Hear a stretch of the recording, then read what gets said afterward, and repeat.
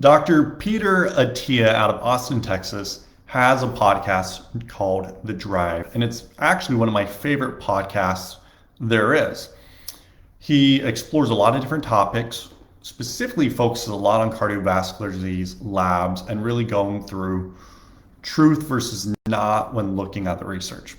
Now, recently he did a podcast with someone from the University of Pittsburgh Medical Center who's a PhD, and they were talking about concussions.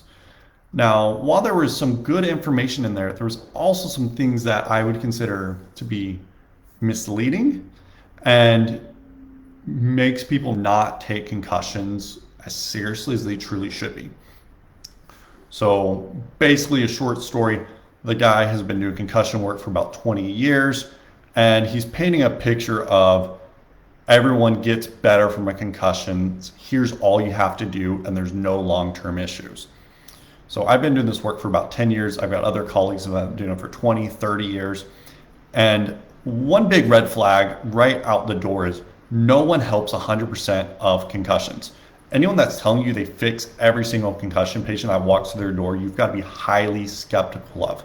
Because the truth is, no one does, okay? There's just no one that's going to have a 100% success rate. So that's really a red flag. Now, one of the other things they discussed and talked about was using hyperbaric oxygen therapy. And he's like, well, you know what? There's just not any good research to back it. And there is very limited research on hyperbaric oxygen therapy. Let's be honest about what exists versus what doesn't in the brain injury world. And if it does exist, it's really at a pressure of about 1.5 to 2 ATA. But even then, it's still very limited pressure or research.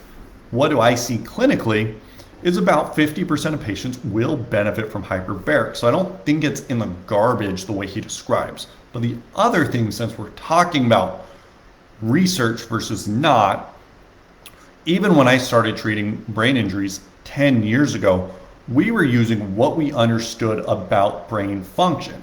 So we knew certain parts of the brain controlled different aspects of eye movements, also balance and cognition and emotions and things like that.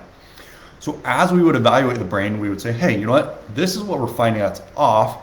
So it likely correlates to this part of the brain. So if we can get this part of the brain to function better, people can improve.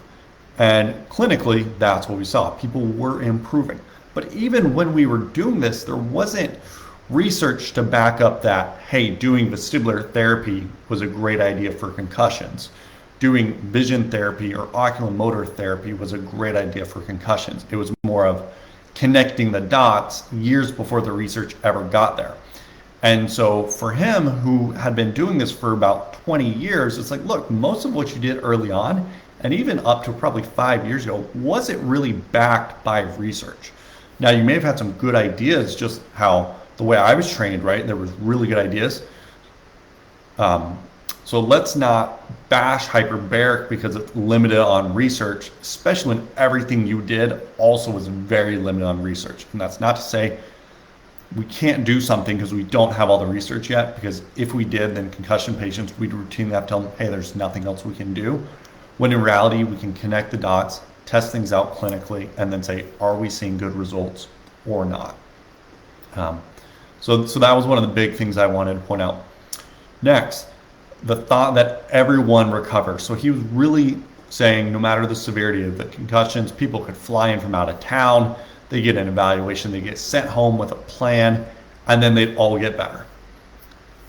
I can tell you unequivocally, in severe patients, if all you do is evaluate them and give them exercise to do on their own, you are going to make most of them worse. You will. Because you have to really teach them how to do it with precision accuracy. And you have to slow down to what people can tolerate. Okay?